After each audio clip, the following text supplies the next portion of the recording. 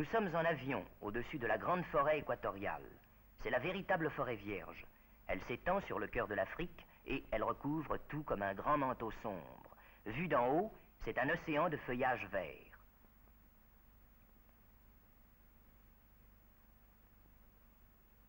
Voici, en Afrique équatoriale française, la zone presque entièrement couverte par la forêt. De très beaux arbres, au bois dur, élèvent leurs branches vers la lumière du soleil à une très grande hauteur. Mais au sol, il fait sombre et étouffant. On rencontre parfois des marécages ou des ruisseaux qu'on appelle des marigots et dans lesquels on avance péniblement en pataugeant. On ne peut marcher qu'en file indienne et seulement en suivant les sentiers tracés au coupe-coupe à travers la végétation.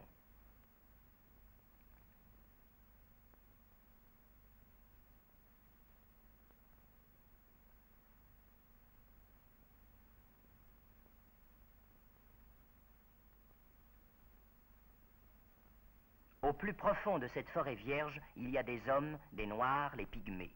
Voici un de leurs villages où ils s'abritent dans des huttes de branches recouvertes de grandes feuilles. Ils sont de très petite taille et vivent surtout de la chasse. Ils poursuivent le gibier qu'ils attrapent à l'aide de filets fabriqués très adroitement avec des lianes.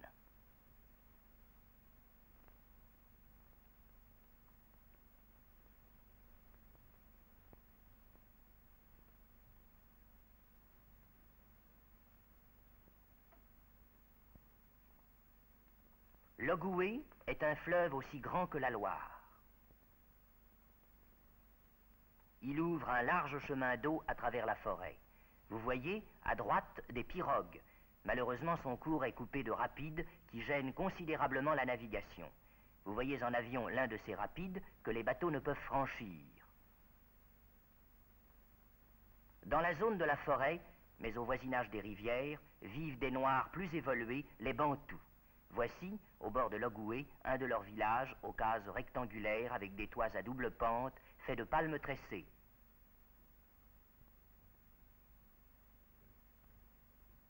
Une maman noire coiffe sa petite fille avec autant d'amour et de coquetterie qu'une maman européenne. Une autre femme écrase du mil dans un mortier. Un groupe de femmes prépare le déjeuner. Pendant ce temps, derrière elle, un homme s'amuse à jouer du tam-tam. Jetons un coup d'œil dans la marmite. Ce qu'on y voit ne nous paraît guère appétissant. Les Bantous mangent du manioc, qui est une grosse racine farineuse. Vous en avez mangé aussi sans vous en douter, car on en fait du tapioca. Ils savent cultiver les bananiers. Les bananes sont une partie importante de leur nourriture.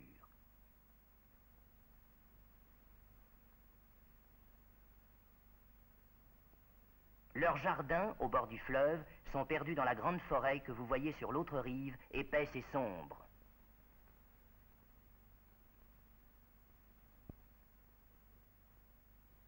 La forêt est une source de richesse pour l'Afrique équatoriale française. Parmi les arbres qu'on y trouve, le plus important est l'okoumé.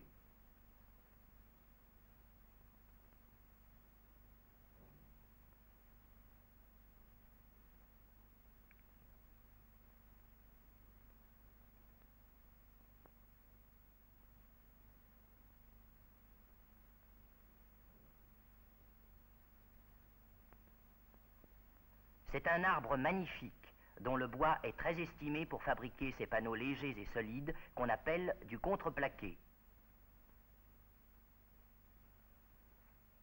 Aujourd'hui, on utilise de puissants tracteurs et des camions pour faire le débardage, c'est-à-dire le transport des arbres abattus, ce qu'on appelle des grumes, à travers la forêt.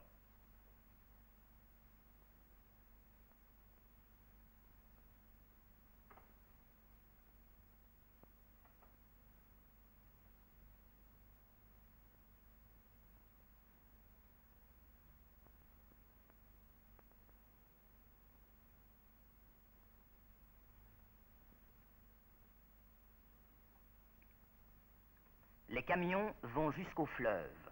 Là, les grumes sont déchargées sur la berge et roulent jusque dans l'eau. On les assemble en grands radeaux qui suivent le courant jusqu'à la mer où les cargos les embarqueront.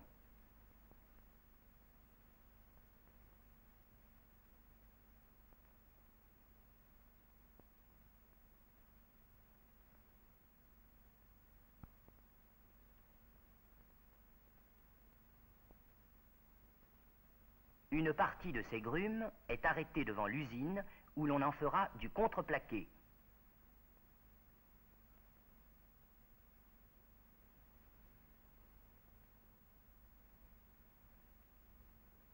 Découpées en billes, les grumes sont alors mises sur de puissantes machines qui les découpent et les déroulent comme de grandes bandes de ruban.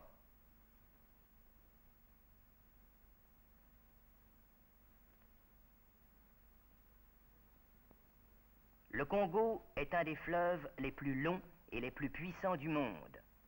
Il coule en bordure de l'Afrique équatoriale française, à laquelle sa rive droite appartient sur une longueur de plus de 800 km.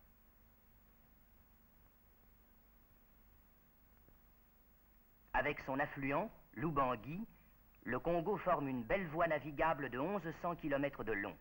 En période de hautes eaux, de grands bateaux y naviguent, entre Bangui et Brazzaville, transportant marchandises et voyageurs.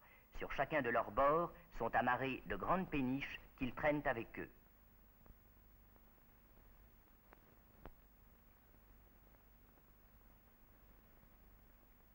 Ici, sur l'un de ces bateaux, nous sommes devant le port de Brazzaville, sur la rive droite du Congo.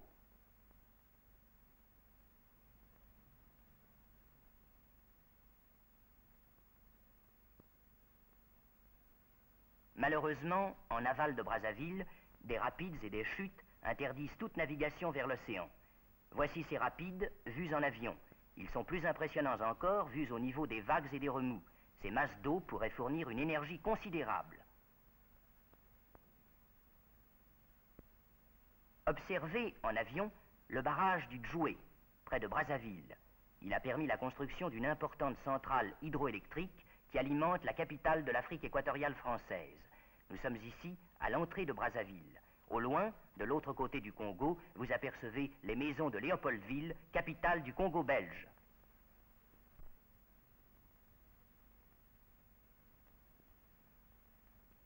Brazzaville, capitale de l'Afrique équatoriale française, compte plus de 80 000 habitants, parmi lesquels environ 7 000 Européens. C'est surtout au cours de la Deuxième Guerre mondiale qu'elle s'est développée. Dans la partie européenne de la ville, des immeubles modernes ont été construits le long de belles avenues ombragées où, à certaines heures du jour, se croisent les voitures automobiles.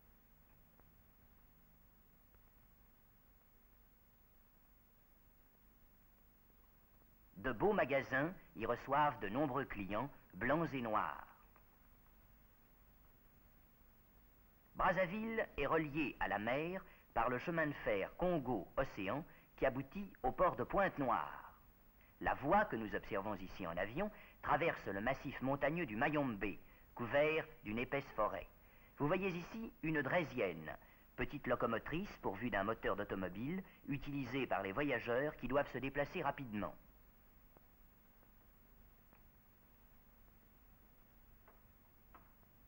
Il a fallu construire 43 viaducs pour franchir les ravins.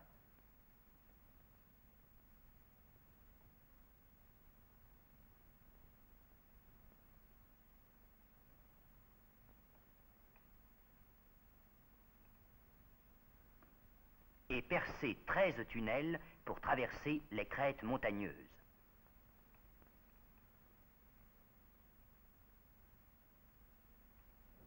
De longs trains transportent chaque année les 400 000 tonnes de marchandises qui ne peuvent suivre la voie fluviale du Congo barrée par ces rapides.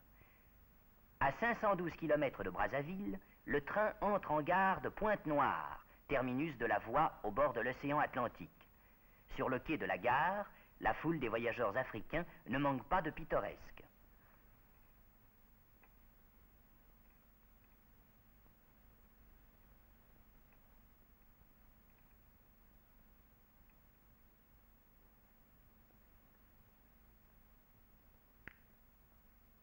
Portant leurs bagages sur la tête et leurs bébés attachés au dos, selon la coutume du pays, des voyageuses quittent la gare. Nous nous trouvons en avion au-dessus de Pointe-Noire, qui est devenue non seulement une belle ville, mais surtout un port très bien aménagé, protégé par des digues et pourvu d'un équipement moderne.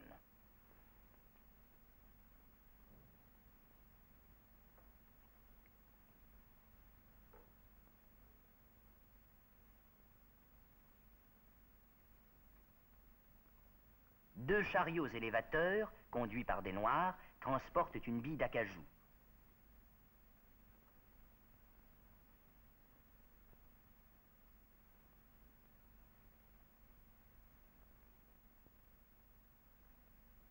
Dans cette région, où de larges espaces ont été défrichés, on entreprend la motoculture en vue d'augmenter la production de l'arachide, petite plante dont vous connaissez bien le fruit, appelé chez nous cacahuète.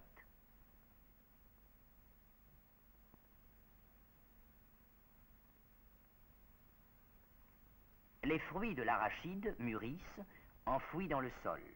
Pour les récolter, il faut arracher les plantes. Les arachides sont séparés des racines et des tiges au moyen d'une sorte de batteuse mécanique.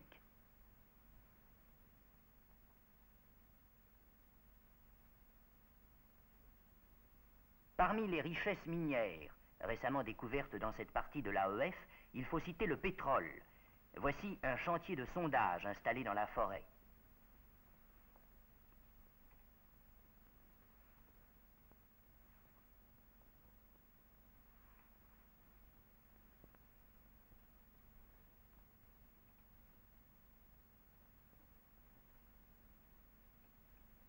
Plus au nord, la grande forêt s'éclaircit peu à peu. Les arbres plus petits deviennent très espacés. Il y a des étendues herbeuses. C'est la savane. Elle occupe à peu près la zone gris clair de cette carte. Vue en avion, elle apparaît bien différente de la grande forêt équatoriale. Le climat est bien moins humide et le sol commence à se dessécher. Les grands arbres subsistent le long des cours d'eau, formant ce qu'on appelle les forêts-galeries.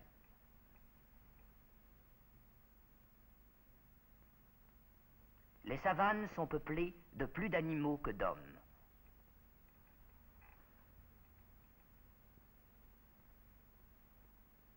Une espèce d'insecte, les termites, élève des constructions solides, les termitières.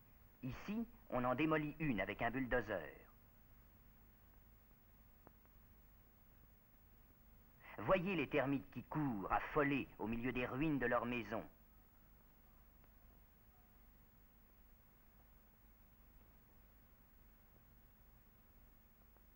Voici 2 vautours. On les appelle en Afrique des charognards.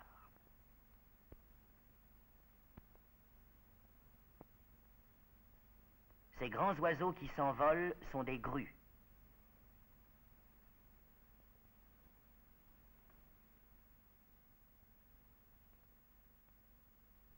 Voilà une autruche apeurée qui se sauve.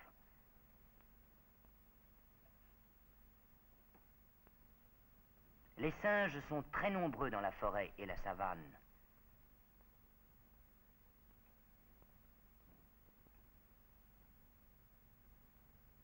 Une guenon et son petit qui s'accrochent sous son ventre.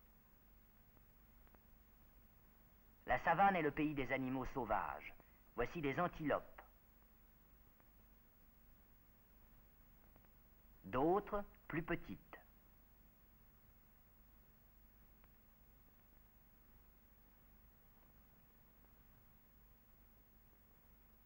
Des girafes.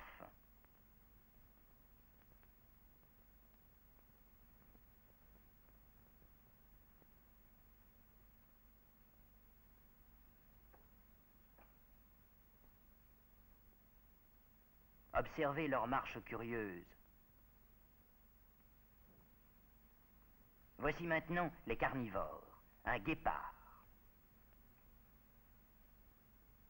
Et les grands fauves. Vous voyez ici une lionne qui vient rejoindre ses compagnes couchées parmi les herbes.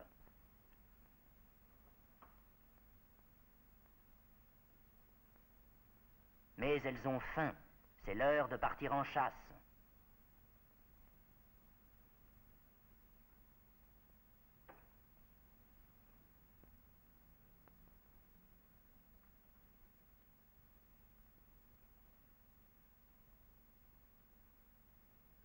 Sur les bords du Chari vivent des peuplades noires qui se livrent à la pêche. Les hommes se servent de filets triangulaires.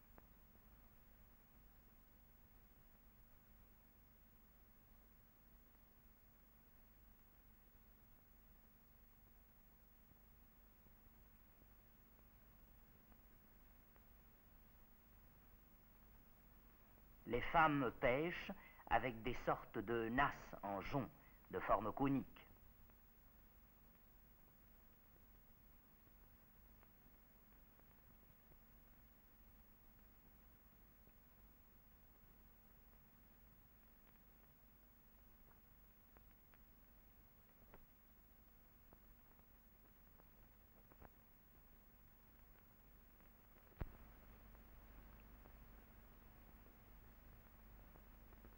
La culture du coton s'étend de plus en plus dans la zone des savanes.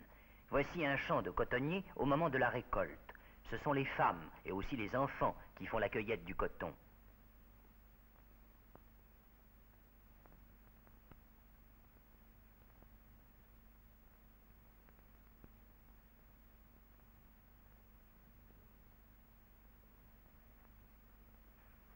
Amené à l'usine, le coton est traité dans des machines égreneuses qui séparent le grain de la fibre. Puis, comprimé dans une presse puissante, il est réuni en balles prêtes pour l'expédition.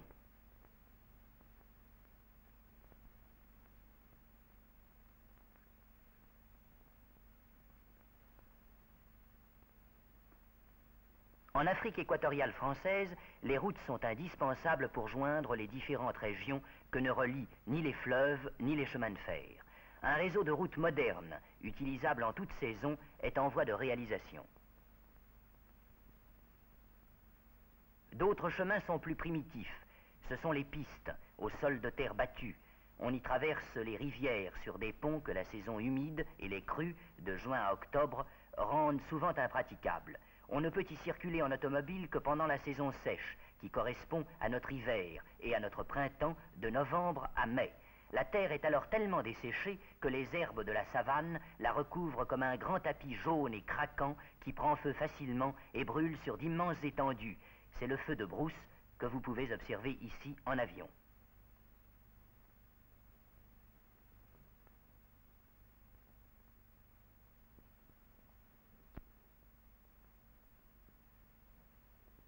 En allant vers le nord, on trouve un climat de plus en plus sec. La terre craquelée apparaît nue en saison sèche. C'est la steppe.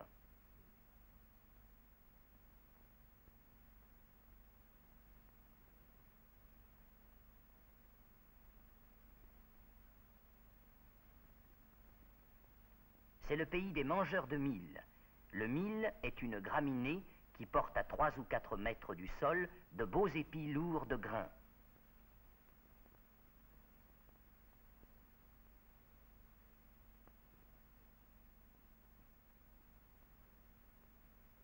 Les habitants de cette région sont de grands noirs robustes, au caractère enjoué. Ils s'abritent dans des cases rondes recouvertes de chaume.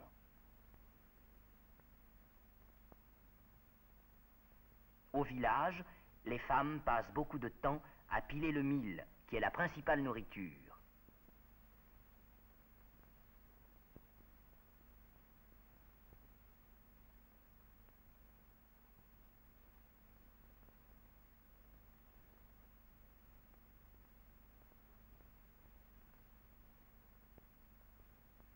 Pour extraire la farine du mil, ces femmes écrasent les grains avec des pierres.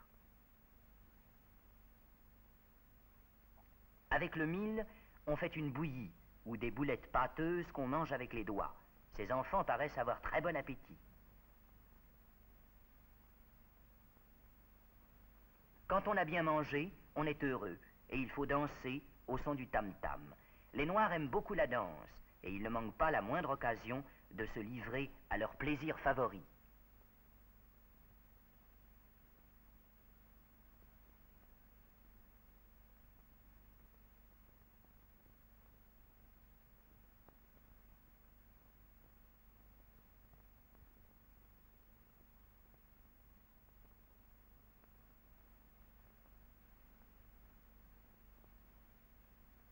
Les troupeaux de bœufs, aux cornes très grandes, sont la principale richesse de la région des steppes en Afrique équatoriale française.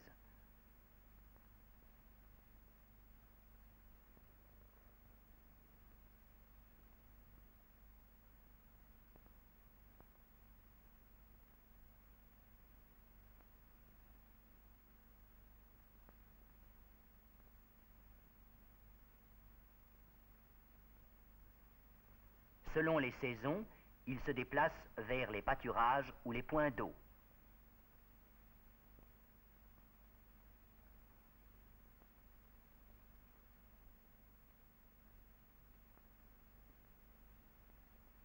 Dans le sud de l'Afrique équatoriale française, à Lambaréné, un hôpital privé a été créé par le célèbre docteur Schweitzer, que vous voyez ici, donnant ses consultations.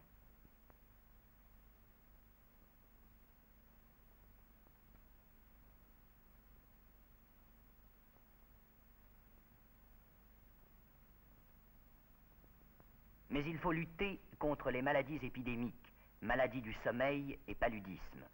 Ici, vous voyez une mission de dépistage de la lèpre, arrêtée dans un village. Tous les habitants sont soigneusement examinés par le médecin, chef de la mission.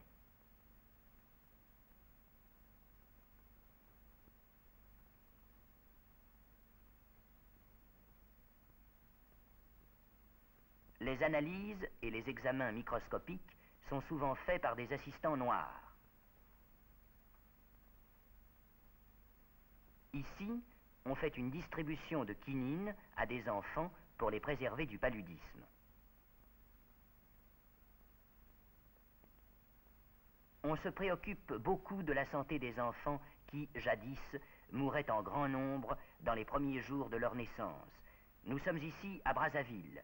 Les mamans amènent leurs nourrissons au centre de puériculture pour les faire examiner.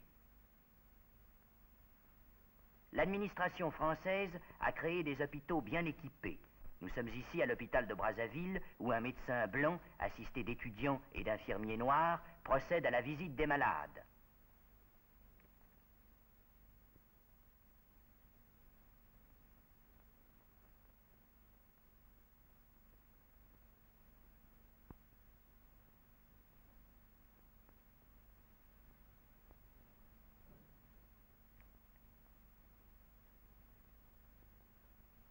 Là, c'est un médecin noir qui pratique une délicate intervention chirurgicale.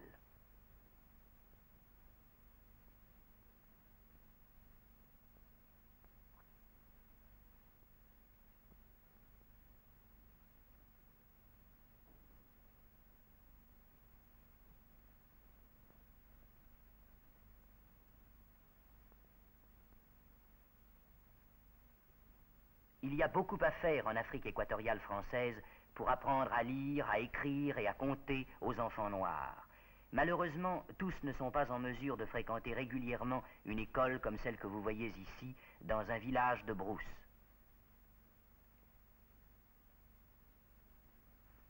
Les enfants noirs, petits garçons et petites filles, sont très attentifs et ils aiment l'école. Dans les villes, les écoles sont plus grandes et mieux installées.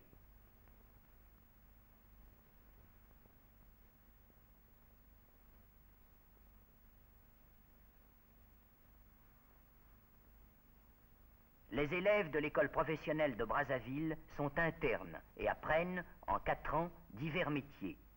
Ici, un jeune noir apprend à se servir d'une scie circulaire. Là, un autre apprend le métier de forgeron. Celui-ci apprend la soudure autogène.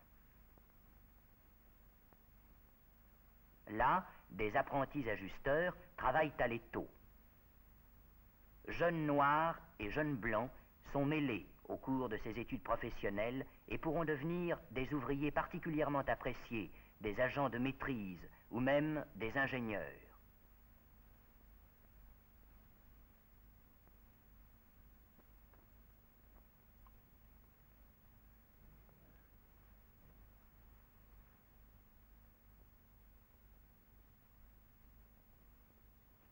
L'enseignement secondaire est donné à Brazzaville dans un grand lycée qui porte le nom du créateur de l'Afrique équatoriale française, Savorgnan de Brazza.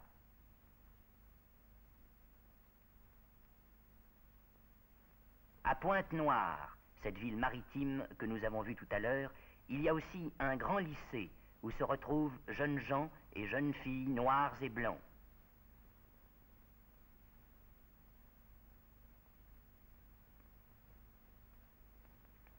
Dans les classes où ils suivent avec attention les cours d'excellents professeurs,